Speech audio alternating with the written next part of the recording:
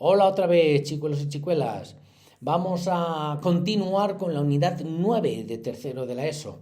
Hemos hecho la lectura comprensiva, pues vamos a empezar con uno de los dos grandes apartados que suelen entrar en los exámenes.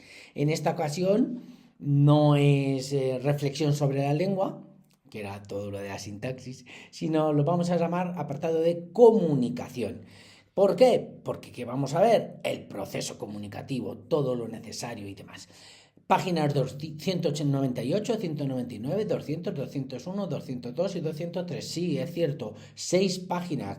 Es bastante extenso, pero bueno, es muy fácil porque es mucha repetición o recuerdo de cosas que hemos visto en primero y segundo de la ESO. Mirad, página 198, por ejemplo, el proceso comunicativo. Vamos a verlo todo mediante un Canva con varias diapositivas. Bueno, lo primero que tenemos que saber es que solo vamos a llamar comunicación cuando exista un intercambio de información. Si yo digo una cosa pero nadie me oye, no hay comunicación. Habrá intento de comunicación, pero no comunicación. Para que haya una comunicación tiene que salir una información de un sitio y llegar a otro. Es decir, va a tener que tener todos estos elementos, 6 elementos. Vamos a ir uno por uno, que son muy fáciles porque los habéis visto en primero de la ESO, en segundo de la ESO. Tiene que haber un emisor. Emisor, el que emite el mensaje, el que lanza el mensaje. A ver, puede ser una persona, si es un lenguaje hablado, si yo digo cállate, pues el emisor soy yo, pero puede ser un objeto. Si un semáforo en rojo me está lanzando un mensaje, ¿no? El emisor sería el semáforo y me está diciendo que me pare. El timbre del instituto me está lanzando un mensaje, el que más os gusta, sobre todo el de las 2:25, el de irnos a casa ya, ¿no? Pero que no tiene por qué ser una persona, puede ser personas o cosas. Receptores. Los receptores sí que vamos a ser siempre personas porque si no, no entenderíamos a lo mejor el mensaje porque imaginad lo que os he dicho. En un semáforo en rojo el emisor es el semáforo, pero el receptor es el conductor. En el timbre del instituto el emisor es un timbre del instituto, pero el receptor somos los alumnos y los profes. Vale. Los que reciben el mensaje, ¿no? El mensaje, lo que nos quiere decir la información, en los ejemplos, si yo digo cállate o callaos, la información es, o el mensaje es que os calléis. El semáforo en rojo, el mensaje es que se pare. El timbre es que me voy a casa o que hay un cambio de clase. Canal, como bien dice la palabra, es por dónde va, la vía de transmisión, por dónde va ese mensaje. Cuando lo sabemos, por ejemplo, el timbre del instituto va por ondas sonoras del aire. Cuando una persona habla, dice cállate o ven aquí o lo que sea, también va por las ondas sonoras del aire. Pero sin embargo hay otras veces que no sabemos por dónde va el semáforo en rojo. No sé si es por las ondas, qué ondas, algo de por donde percibamos el color. Por tanto, yo muchas veces os digo, eso tenéis que consultarlo con vuestro profe o vuestra profe, si os valdría, porque creo que sí, si habláis de por dónde se recibe, es decir, canal, por el sentido que se recibe. El semáforo, canal visual, el timbre, canal auditivo, un beso o un abrazo, canal táctil, ¿vale? Sería el canal por donde va o por donde se recibe. Código. El código es por qué sabemos qué significa eso, ¿vale? En algún sitio tiene que estar escrito que cuando suena el timbre es que nos vamos. Bueno, vamos por partes. Cuando hay lenguaje, o sea, cuando es hablar o algo escrito, va a ser el idioma. Es decir, si yo digo el ejemplo que he dicho, callaos, pues el idioma es español, código español. Si es el semáforo, pues no tiene ningún código de lengua, ¿no? No podemos decir si está en inglés, en español. No, pues entonces tienes que buscar dónde está escrito una norma, en el código de circulación, las leyes de tráfico, como queráis decirlo.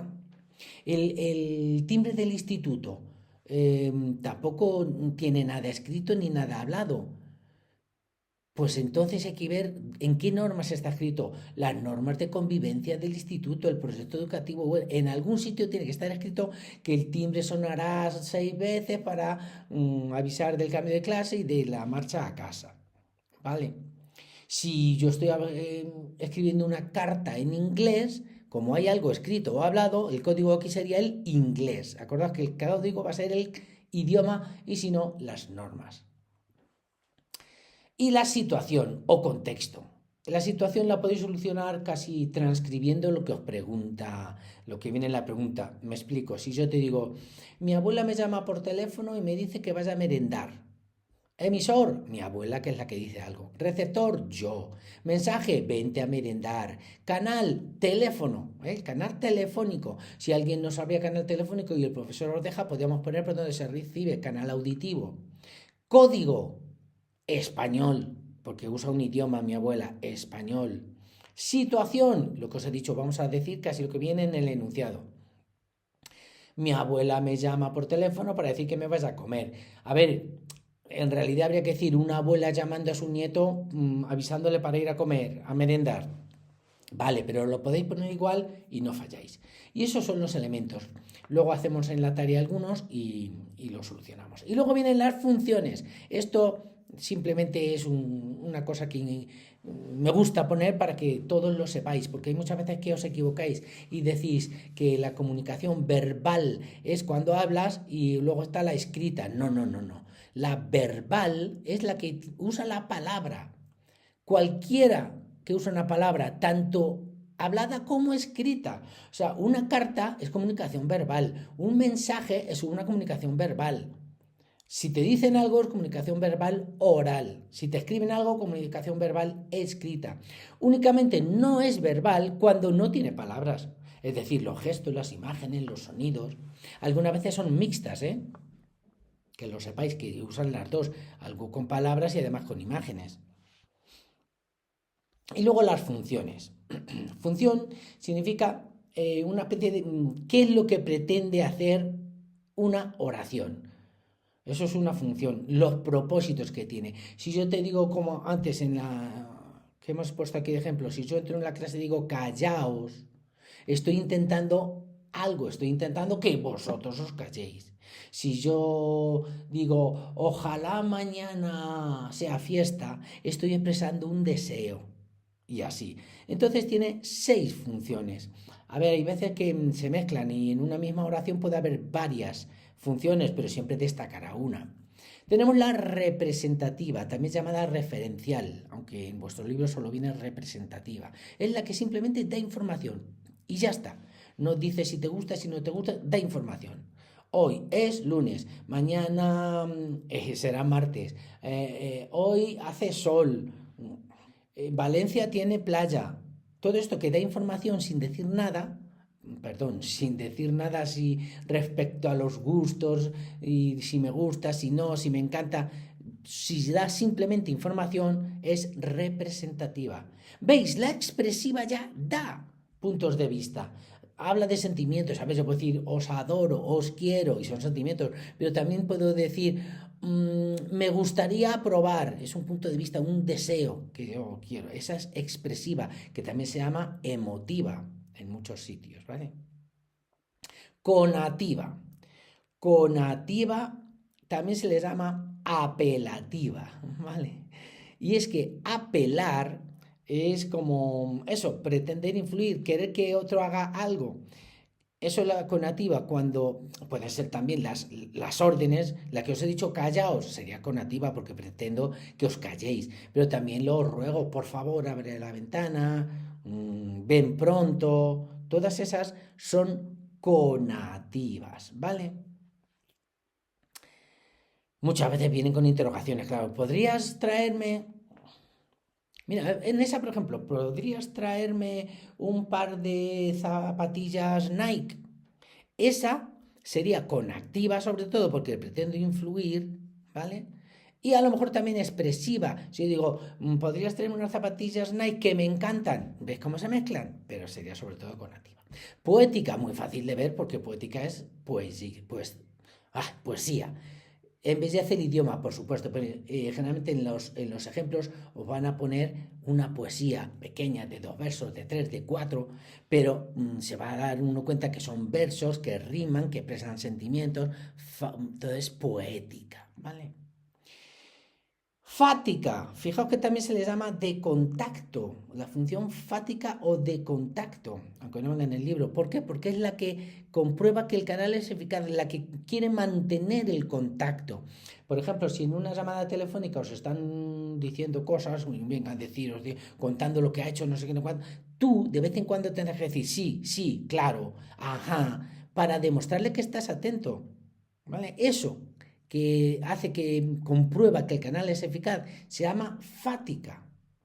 Y la que sirve también para despedirse, para iniciar, o la que tal, o hasta luego.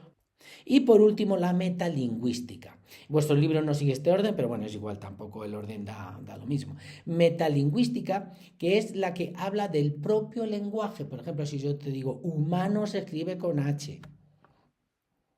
El sujeto puede ser elíptico. Entonces esas cosas son metalingüísticas porque nos habla del lenguaje. ¿También son representativos porque da información? Sí, pero sobre todo si esa información va sobre lengua castellana o literatura, se le llama metalingüística.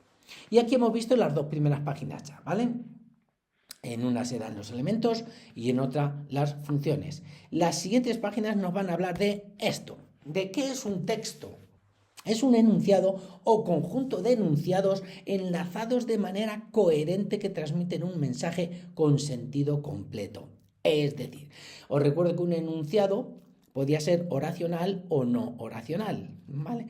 El enunciado siempre tiene sentido.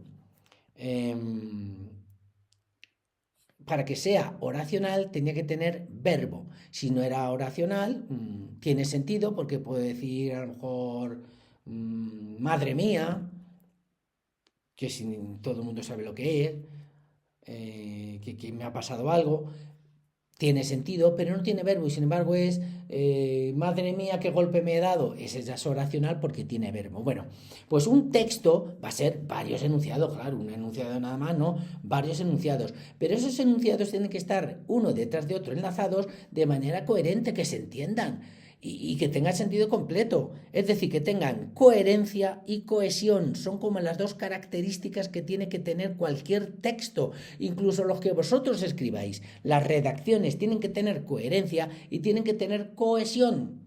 ¿Qué significa la coherencia? Pues bien, muy fácil, que tengan sentido. Como de aquí, que tenga sentido. Yo no puedo decir, el otro día me fui a pescar, conmigo huevos fritos. No tiene mucho sentido, no están enlazados, no tiene coherencia, ¿no? El otro día me fui a pescar, pesqué varios peces y cené pescado con huevos fritos. Vale, pero hay que darle coherencia. Eso es que tenga sentido y además que sea adecuado al contexto. Si veis un anuncio de desodorante en un informe médico, eso no es nada adecuado. Tiene que tener sentido y adecuación en cuanto a la coherencia. Y en cuanto a la cohesión, lo vamos a ver más detenidamente en la siguiente. Son muy importantes los marcadores, aunque hay que utilizar otras cosas que le den cohesión. Una cosa cohesionada es como conjuntada, bien conjuntado, ¿vale? Estas tres de la derecha son las primeras. ¿Cómo se le da cohesión? Repitiendo palabras o poniendo sinónimos. Hombre, tampoco repitáis muchas veces la misma palabra. Si habéis dicho dos veces la palabra niño, niño, pues en la siguiente decid chico, decid un sinónimo, no digáis otra vez niño, que resulta redundante, repetitivo. Pero claro, repitiendo palabras se sabe que estás hablando de lo mismo, que tiene cohesión. También usando pronombres. Claro, si hemos dicho una vez, un niño estaba en el parque, ese niño tenía un pantalón rojo, él, eso es un pronombre, ¿vale? Él, ella, nosotros, yo. Y por último, utilizando palabras de la misma familia léxica. Entonces, si usas palabras de la misma familia léxica, si hablamos del niño y luego que hacía niñerías o yo en mi niñez no era así, usas palabras de la misma familia léxica y estás más o menos como cohesionando, agrupando, dándole sentido, hablando de lo mismo. Y luego, por supuesto, en un texto más largo tenemos que usar marcadores. Marcadores que los hay de muchos tipos. Temporales, indican tiempo, a lo mejor puedes decir, en primer lugar hice no sé qué, no sé cuánto, después de no sé qué, luego.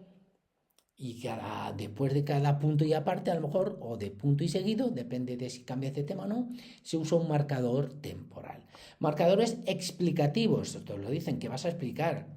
Me gustaría ir mucho al cine, coma, es decir, coma, si no tenéis otra cosa que hacer, podíamos... Es explicar. O sea, mejor dicho, esos son marcadores que dan explicaciones. Marcadores de orden, en primer lugar. Bueno, de orden y temporal se pueden no distinguir bien, pero bueno, una es temporal, que es después, entonces, luego, y otro es de orden, porque es como si dijéramos cardinales y ordinales casi. Aquí vas a decir en primer lugar, en segundo lugar, por último. Sin embargo, si ponemos después ya se viene aquí, ¿vale? Aquí es solo en primer lugar, en segundo lugar, por último, finalmente. Marcadores de contraste. Contraste es como las conjunciones adversativas, si os acordáis, las que te ponen una adversidad, un contraste. Sin embargo, no obstante, pero... Marcadores de causa, te van a explicar la causa, así pues, por eso, por tanto. Y marcadores de adición. Adición, sabéis que es sumar algo, además de como con las funciones copulativas. Estas son las conjunciones adversativas y estas muchas las copulativas. También, además, no solo conjunciones, que los marcadores pueden ser de todo tipo. Pueden ser adverbios, locuciones adverbiales, verbos, adjetivos, sustantivos, o sea que puede ser cualquier tipología, de cualquier tipo gramatical. Y así es como se le da cohesión a un texto. Vamos a ver ahora los géneros discursivos. Por un lado tenemos los textos de ámbito personal, es decir, tuyos, de tu persona, como si dijéramos, oye, que esto es privado, de ámbito personal. ¿Cuáles? La carta, que ya no la usáis, a lo mejor deberíamos haber puesto aquí el ChatGPT, que lo usáis más, el correo electrónico o email, el diario personal, es algo tuyo, privado, personal. Textos de ámbito educativo, las cosas que haces en el ISTI o para el ISTI, el libro de texto es un texto de ámbito de lengua, de matemáticas, los resúmenes que hacéis, los esquemas, los exámenes. Luego, de ámbito social, fijaos que vamos como de lo más concreto a lo más general, tuyo, privado, de tu ámbito más cercano, del instituto, de toda la sociedad, de donde vives, de la calle, de la ciudad. Entonces tenemos textos administrativos y jurídicos de jueces, leyes. Del ámbito profesional, eso vosotros todavía no, pero cuando seáis mayores sí, o vuestros padres, una entrevista de trabajo, un CV que es currículum vitae, es decir, dónde has estudiado, dónde has trabajado para ver si te pueden contratar, o de los medios de comunicación, tanto online como material, periódicos, televisión, radio. Y por último, los textos literarios, que os recuerdo que para que sea literario tiene que ser inventado, ¿vale? Si no, no sería literario. Y tenemos el género narrativo, ¿os acordáis que era el que contaba historias? Podía ser leyenda, cuento, microrrelato, novela. Género lírico, que era la poesía, que según de lo que iba puede ser oda, canción, himno, elegía. Y género dramático, teatral, que podía ser comedia, drama, tragedia. Y por último, que viene en el margen, chiquitito, pero también lo vamos a ver, las modalidades textuales. Tenemos la narración, que como hemos dicho es cuando cuentas historias. Cuidado que la narración puede ser aquí literaria y no literaria también, ¿eh? La narración puede ser no literaria si cuento cosas que han sucedido de verdad. Pero bueno, igual que la descripción. Todas estas modalidades pueden ser literarios en cuanto inventas algo, no literarios en cuanto basas en la realidad. Bueno, narración cuenta historias, descripción te dice cómo es algo o alguien, exposición, la palabra te dice exponer, hablas sobre un tema determinado, pero sin dar opinión, hablas de un tema porque en cuanto vas a decir cosas a favor y en contra, nos venimos aquí. Ya no es una exposición, sino una argumentación. ¿Vale? Si hablas de un tema, exposición. Si dices cosas a favor o cosas en contra, argumentación, que se llaman argumentos a favor, argumentos en contra, ¿vale? La mayoría de las veces se mezclan, la narración se mezcla con la descripción porque está contando una historia, pero de pronto describes cómo es el protagonista o el sitio donde va. Y estas dos también se suelen mezclar mucho porque estás hablando de un tema y luego dices cosas a favor y cosas en contra.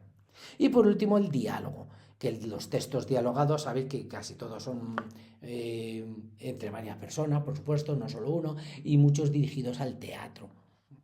Y van a venir o bien con el nombre del personaje que habla, o si no es en el teatro, si es en una narración que también puede haber parte de diálogo, van a utilizar la raya, porque puedes hablar de un hombre muy mayor que vivía en tal sitio, el sitio era muy bonito, con grandes bosques, y este señor dijo, dos puntos, raya. Hola, ¿qué tal estás? ¿Cómo vienes tan pronto? Y el nieto respondió, hola abuelo. Si os dais cuenta, cuando usas un diálogo en teatro solo se usa el nombre del personaje y los dos puntos y otra cosa que se llama acotaciones, que ya veremos. Pero sin embargo, cuando estás usando en una narración se usa la raya y verbos como dijo, contestó, expuso. Bueno, y con esto hemos acabado todas las 6 páginas. ¿Vale? Entonces vamos a empezar a hacer la tareita. Venga, vamos a ver. El proceso comunicativo, nos venimos aquí abajo, no voy a irme, ya sabéis, por los derechos de autor y tal, lo veo aquí, vosotros el libro al lado. Esto lo dejo así, que creo que sí que podremos, para referirnos luego a esto de aquí abajo. En los siguientes actos de comunicación determina el emisor y el receptor y explica cuál es el mensaje que se pretende transmitir. Es decir, solo 3 elementos, emisor, receptor y mensaje. Bueno, timbre del centro escolar. Bueno, pero si ya lo hemos dicho, el emisor, el timbre. El receptor, los estudiantes y los profes. El mensaje, pues depende, puede ser que ya se ha acabado y me puedo ir a casa, o que se acaba la segunda hora y llega la tercera, porque es la hora del recreo, es un aviso de que se ha acabado una clase. Una tarjeta roja después de que un jugador zancadilla a un contrincante. El emisor suele ser el árbitro, el que saca la tarjeta roja, ¿verdad? El receptor, el jugador que ha zancadilleado. El mensaje, estás expulsado, te tienes que ir y dejar de jugar. Y el último, unos aplausos. Bueno, este lo hacéis vosotros, ya he hecho más de la mitad, ¿no? Venga, si tenéis dudas me preguntáis. Identifica los iconos al margen relacionados con los siguientes significados. Estos iconitos de aquí, ¿vale? A ver, he de admitir que el servicio de lavandería a mí me ha costado horrores. No sé cuál es el servicio de lavandería. Como no sea este, que parezca una lavadora, no lo entiendo. Yo creo que se habrán querido referir a este. Pero es que no pone nada de planchado. Pero bueno, siempre que hay un servicio de lavandería es lavado y planchado. Entonces yo diría que este. Con eso que os estoy explicando, si os pregunta el profe, decís, a ver, generalmente, porque si lo buscáis en Google Imágenes, servicio de lavandería es casi siempre una lavadora. Entonces decís, si esto es una lavadora, vale, si no sería este, porque además de lavar siempre suelen planchar y entregarlo planchado. Vale, ya está. ¿Vale? Y luego, a ver, caja fuerte, pues buscáis una caja fuerte, que es esta es una caja fuerte. Luego tenemos cambio de moneda, bien fácil, cambio de moneda, aquí tenéis este simbolito, ¿verdad? Y otro más, a ver, ¿cuántos hay? 3, 4, 7, 9, tengo que hacer 4, que 5 es más de la mitad. Piscina, facilísimo, ¿dónde está la piscina? Aquí, son muy fáciles todos, ¿verdad? Especifica ahora el significado de al menos otros 5 iconos. Pues por ejemplo, este no está ahí, todos sabemos que será un gimnasio, ¿no? Esto, cafetería, esto, alquiler de coches, esto es parking, esto es prohibido fumar, ¿no? Todo eso. Esto es pistas de tenis, esto es pista de golf. O sea, yo creo que son bastante sencillos. El 4, atención, ¿qué 4 códigos se emplean en los mensajes verbales o lingüísticos de la ilustración del margen inferior? Chicuelos, chicuelas, lo siento. Espero que sea el único ejercicio que no os voy a poder ayudar. Es que no hay ningún mensaje en el margen inferior. En la ilustración, el margen inferior es abajo, o sea, este es el margen izquierdo. El margen izquierdo superior, margen izquierdo inferior, pero este no hay, debería ser este, pero no hay ninguna mensaje verbal o lingüístico. Aquí no usan, en ningún caso usan la palabra. Entonces, yo aquí no sé, o hay algún fallo o no encuentro la ilustración del margen inferior. Si alguien la encuentra, por favor que me lo diga en los comentarios, si lo sé para otra vez. 5. Identifica el emisor, mensaje, receptor, código y canal de los siguientes actos comunicativos. Una noticia publicada en un periódico de Marruecos. El emisor, el periódico de Marruecos, está claro. El mensaje, lo que diga la noticia. El receptor, el que lea el periódico. Código, pues probablemente marroquí, árabe, porque seguramente está escrito en árabe, ¿no? En marroquí. Y canal, el periódico. Si os permiten por dónde entra, canal visual. Pero el periódico es el que lleva el mensaje. Y tú puedes transportar ese mensaje porque está dentro del periódico. Último que hago, que los otros son vuestros. La misma noticia publicada en un periódico digital italiano, pues es muy fácil porque el emisor es el periódico italiano o el periodista que lo ha escrito, la noticia. El mensaje es lo que diga la noticia. El receptor, el que lee ese periódico, bueno, aunque sea online, en un ordenador, en una tablet, el que lee esa noticia. El código, el italiano, se supone. Y canal, el ordenador. O si queréis visual, que es por donde va a entrar, pero podéis decir, según donde lo lea, puede ser la tablet, el móvil, el ordenador. Y los otros, lo dicho, lo hacéis vosotros. Actividades de la siguiente que va sobre las funciones. Relaciona los enunciados de la ilustración de la derecha con los siguientes actos del habla. Amenazar, describir, vale. Lo hago un poco más chiquitito. Muchas gracias por dejarme ir. Agradecer. Las oraciones impersonales son aquellas que carecen de sujeto. Informar. No volváis a saltar la valla, os llamaré a la policía. Amenazar. Y las otras dos se las dejo a vosotros, ¿vale? Justifica qué funciones del lenguaje se cumplen en los enunciados de la actividad 6. Ten en cuenta que en un solo enunciado puede haber varias funciones, que eso ya lo hemos dicho. Por ejemplo, muchas gracias por dejarme ir al concierto. Aquí, sobre todo, la que es de agradecer va a ser la emotiva, ¿no? La emotiva o expresiva. Es verdad que aquí en el libro viene expresiva, se llama emotiva, ¿vale? Bueno, más. Las oraciones impersonales son aquellas que carecen de sujeto. Esta podéis decir que es referencial porque da información, pero sobre todo metalingüística, que habla de la lengua castellana, de sujeto, predicado, etc. Y el último, no volváis a saltar la valla, os llamaré a la policía. Esa es una conativa, porque está intentando que no hagáis algo, que hagáis algo o que no hagáis algo. Bien, 2 páginas acabadas. Vamos a la 200 ahora. 60 años de la cantante calva. Venga, lo leéis y dice, ¿de qué informa exactamente el artículo del país.com? Razona por qué se trata de un texto coherente. A ver, nos informa de esto que viene aquí arriba, mira. De que el Teatro de la Huchette de París está dando desde hace muchísimos años la misma obra de teatro, la está poniendo sin falta, desde 1957, de eso nos está informando. ¿Es coherente? Sí, por supuesto, porque si lo leéis vais a ver cómo utiliza marcadores, utiliza repeticiones y sinónimos, y porque habla, es en una noticia, en un periódico y es adecuado, tiene sentido porque te está hablando de una obra de teatro que continuamente está hablando del mismo tema.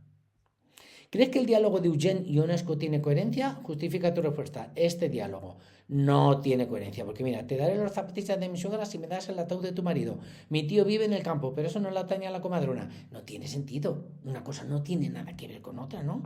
Le falta coherencia, sentido común. ¿Puede considerarse, por lo tanto, un texto el fragmento de la cantante calva? ¿Este de aquí? El fragmento, no este, perdón. No, este no es un texto. ¿Vale? Este no es un texto, porque no tiene sentido y tiene que tener coherencia y cohesión. Y vamos con otra página. Otro texto, Hernán Cortés, hay que hacer un resumen. Reconoce en el primer párrafo 2 palabras de la misma familia léxica, las tenéis en amarillito, traición y traicionó, acordado, familia léxica, el mismo lexema o raíz. Indica qué palabras sustituyen los términos destacados en color azul y a qué categoría gramatical pertenecen. Pues si están hablando de la cohesión, ¿os acordáis que era repetición de palabras, uso de pronombres? Pues eso es, mira, cuando habla de él se refiere a Hernán Cortés, cuando habla de ella se refiere a doña Marina. Él y ella son 2 pronombres personales. ¿Qué mecanismo de cohesión reconoces? Pues este que hemos dicho, el uso de pronombres personales. Y por último, localiza en el texto un hiperónimo de náhuatl, maya y español. Miradlo donde está, aquí en Salmón. ¿Qué son? Acordaos, recordamos, porque viene aquí en el margen derecho, que no lo hemos visto, lo que era un hiperónimo y un hipónimo. Hiper significaba mucho, grande, hipo, pequeño, poco. Pues es como lo del campo semántico. Un hiperónimo es una palabra que abarca muchas cosas. Por ejemplo, deportes, y tiene sus hipónimos. Fútbol, baloncesto, tenis.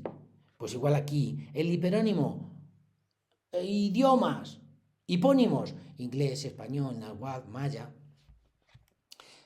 No quiero complicaros la vida, pero que sepáis que una misma palabra puede ser hiperónimo y puede ser hipónimo. Por ejemplo, la palabra insecto puede ser un hipónimo del hiperónimo animales. Animales, elefantes, leones, tal, insectos. Y puede ser un hiperónimo. Si hacemos insectos, mosca, hormiga, cucaracha. ¿Vale? Bueno, pues idioma sería el hiperónimo. Otras 2 páginas acabadas, nos quedan ya solo 2. Venga, vamos. Esta que va de marcadores. Lee el siguiente texto del escritor y periodista libanés Amin Malouf. ¿De qué país es originario el autor? Te lo están diciendo ya. Soy Líbano, del Líbano, libanés. Ah, ¿y en qué comunidad religiosa de este país? Si lo leíste lo dice. Soy melquita, que es una especie de católico griego, pero que se llama melquita. Es de religión melquita, libanés, que ha nacido en el Líbano. ¿Cuál crees que es la respuesta a la pregunta que formula Malouf al final del texto? ¿Qué quiere transmitir con ese interrogante? Vale. Primero, te está diciendo todo lo que le ocurre a él, todo como su vida, sus cosas particulares. Te ha dicho que es melquita, que es del Líbano. Más detalles, pues que tiene una abuela turca y que su esposo maronita, que era Egipto, y de otro abuelo que se murió y tal.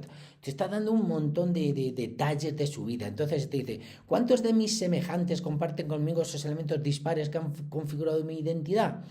¿Cuánta gente puede tener esto igualito? Pues casi nadie, él solo. O sea, que tenga una abuela turca, que tenga otro, o sea, es un hermano que tuviera él, ¿sabes? Y que fuera melquita también, y que, o sea, es que es muy difícil. ¿Qué quiere decir? Que la identidad es personal, es de uno, que todos somos diferentes. Me encanta esa oración que tiene verbo, todos somos iguales, todos somos diferentes, porque sí, tenemos mucho parecido, muchas semejanzas, pero tenemos muchas diferencias y hay que respetar a cualquiera por muy diferente que sea de nosotros, siempre que sea buena persona. Localiza en la última oración del fragmento un hiperónimo abstracto, lo que hemos dicho identidad. Identidad es como muy grande, porque a lo mejor es vida, nacimiento, religión, ideología, todo eso forman el conjunto de la identidad de una persona.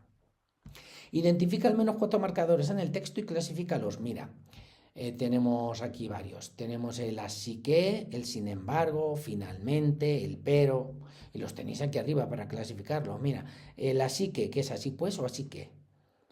Finalmente, el finalmente. Por tanto. Sí, pero, también te viene por aquí, pero, ¿vale? Lo único que no te viene es sin embargo, pero es que sin embargo es el de contraste. En cambio, sin embargo, no obstante, también aquí. Infórmate sobre la procedencia de tus padres, abuelos y bisabuelos y explícala por medio de un texto semejante al de Amin Malouf. En tu reacción tendrás que emplear un mínimo de 4 marcadores. Si empiezas con en primer lugar, en segundo lugar, por último, fíjate, ya tenéis 3, todos temporales o de orden. Y luego ponéis por alguna, aunque alguna, y ya está, es fácil. Y vamos con la última página, los últimos ejercicios, una noticia. Sintetiza su contenido, es decir, lo tenéis que resumir.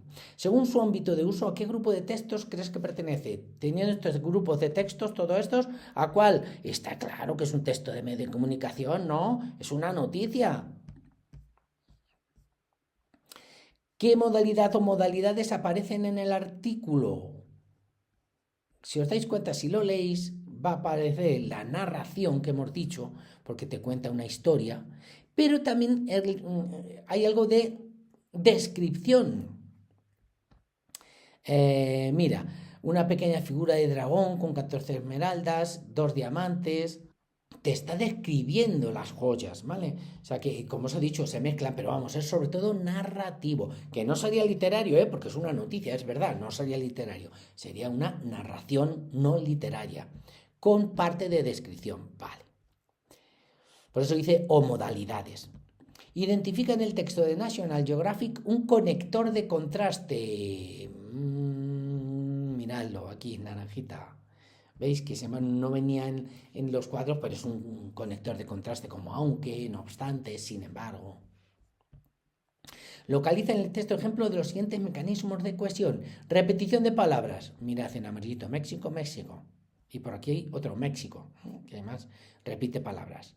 Sustitución por sinónimos. Sí, mira, embarcación, cambia aquí y aquí, sin embargo, nave. Y embarcación lo pone por ahí también, por eso se lo repite 2 veces, pero luego ya pone nave, tampoco va a repetir otra vez embarcación. Embarcación.